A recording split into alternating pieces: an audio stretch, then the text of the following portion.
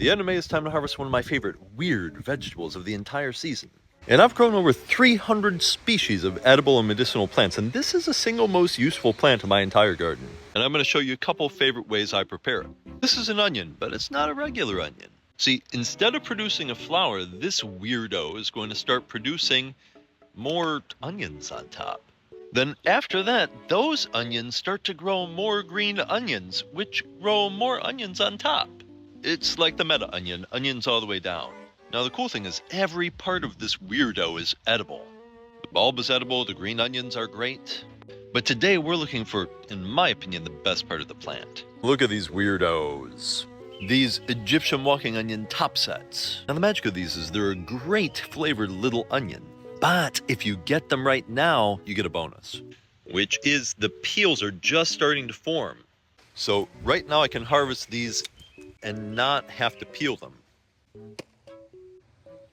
See, all of these little pearl onions I can use, and the skin is just barely started. In this brief window that may last a couple of weeks, you can just kind of crush these into a dish, boom, onions without peeling or chopping. I'm at it, I can take advantage of the other reason this is the single most useful plant in my entire garden. Once I've harvested these top sets, these onions make an amazing mulch maker plant. These onions have been taken care of in sheltering these tomato seedlings. I'm going to chop and drop these onions right around the tomatoes. I'm not wasting anything. Chop and drop is going to encourage new green onions to grow from these bulbs. So I get more better tasting green onions this way.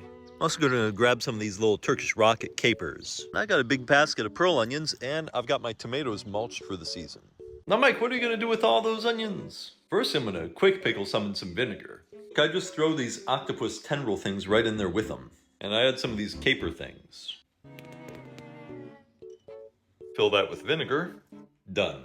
Well, next, French onion soup. Now, some of these are too far along and they have lots of papery skin on them already. No worries, I'm just going to throw them in whole for broth. And I'm going to throw in a bunch of aromatic herbs and this secret ingredient, thistle.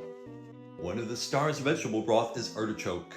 It's used to give the broth a nice rich color and flavor. Thistles are a close relative, and they work about the same in my opinion. I'm going to cover it with water, bring it to a boil, and then let it simmer for a couple of hours. And look at that beautiful broth. Now I've saved the best skinless onions for the soup proper, so I'm going to prep those.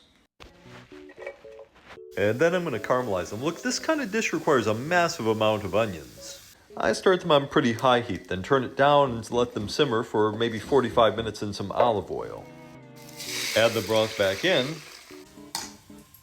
Bon appetit.